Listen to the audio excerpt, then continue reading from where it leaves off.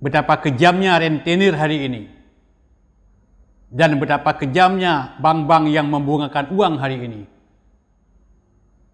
dan betapa beraninya mereka untuk melanggar perintah Allah Subhanahu wa Ta'ala.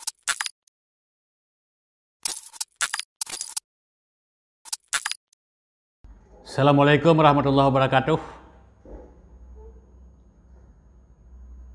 Pada kesempatan ini saya ingin sampaikan sebuah judul, sadisnya skenario riba di Aceh, atau sadisnya skenario riba. Dosa riba lebih besar dari dosa seorang penzina. Membaca sebuah rumus yang berkenaan dengan urusan kredit. Ada sebuah kendaraan harganya 19 juta. Kalau kita ambil secara kredit, itu bayar uang muka 3 juta. Masa tutup kredit atau iuran kredit harus kita bayar 35 bulan. Hampir 3 tahun, 1 bulan kurang. Yang disetor setiap bulannya adalah 870.000. Di total semuanya selama 35 bulan adalah 30.450.000. Ditambah dengan dana awal 2 juta sama dengan 32.500.000 kurang 50.000. Setelah 3 tahun dilunasi, harga kendaraan adalah 32.450.000, yang pada awalnya harga kendaraan cuma sekitar 19 juta. Apabila setelah 3 tahun kendaraan ini dijual, pasar menawarkan antara 10 sampai 13 juta. Berapa kerugian yang harus ditanggung selama 3 tahun? Lebih kurang 20 juta. Kenapa orang juga harus mengambil kredit? Karena ingin gengsi, ingin memperlihatkan kemegahan. Ini dengan modal awal 19 juta. Tapi kalau orang mengambil kredit mobil, atau yang lebih banyak, lebih besar daripada itu, harga mobil lebih mahal, setorannya tentu lebih banyak. Makanya begitu sadisnya para pelaku riba atau rentenir. Ini belum lagi kita bicarakan rentenir masuk kampung, itu lebih sadis lagi. Rentenir hari ini yang masuk kampung, keluar kampung, seolah-olah ada pembiaran di tengah masyarakat. Itu lebih sinis. Kalau mereka itu meminjamkan uang 100.000, setiap hari dikutip 12.000. 10.000 setiap hari modal, untung yang diambil 2.000. 10 hari harus lunas. 10 hari kali 12.000, 120.000. Jadi kalau 1 bulan uang 100.000 itu, dia bisa mengambil keuntungan 60.000. Lebih sinis lagi. Rentenir. Makanya Allah Subhanahu wa Ta'ala betul-betul mengharamkan pekerjaan ini. Ya ayyuhalladzina amanu, wahai orang-orang yang beriman, ittaqullah, bertakwalah kamu kepada Allah, wa zaru ma baqiya minar riba, dan tinggalkan sisa-sisa riba. In kuntum mu'minin, jika kamu orang yang beriman. Ittaqullah, bertakwalah kamu kepada Allah, itu identik dengan meninggalkan riba. Jadi omong kosong orang bertakwa kepada Allah kalau dia tidak meninggalkan riba. Akhir ayat Allah mengatakan, in kuntum mu'minin, jika kamu orang yang beriman, tinggalkan sisa-sisa riba. Maka belum dianggap orang yang beriman dengan iman yang sempurna, manakala dia belum mau meninggalkan dosa riba. Kemudian Allah berfirman, fa illam taf'alu, apabila kamu tetap mengerjakan riba, artinya apabila kamu tidak meninggalkan riba, fa'zanu biharbin minallahi wa rasulih,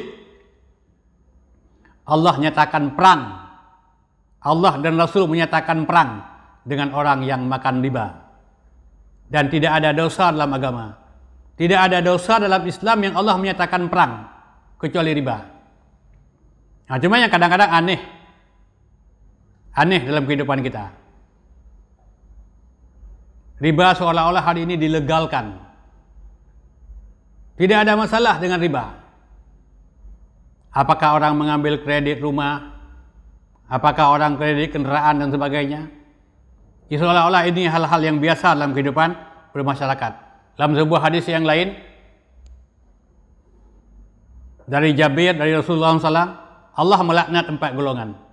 Yang pertama yang dilaknat, laknat itu jauh dari rahmat Allah. Laknat itu tidak diridhai oleh Allah, tidak disukai oleh Allah. Pemberi riba, orang yang memberikan uang. Yang kedua penulis riba. Yang ketiga saksi riba.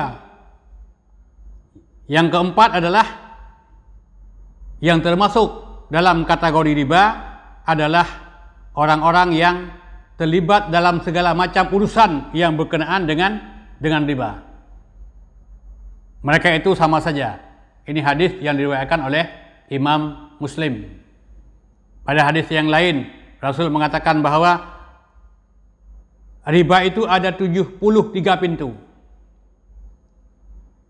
Salah satu pintu di antara 73 pintu itu sama dosanya dengan seorang laki-laki yang mendinahi ibu kandungnya sendiri. Jadi betapa kejam, betapa sinis, betapa biadab yang berkenaan dengan riba.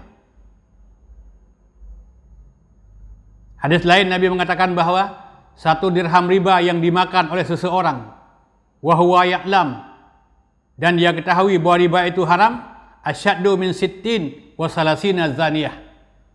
Dosanya lebih berat dengan 36 kali berzina.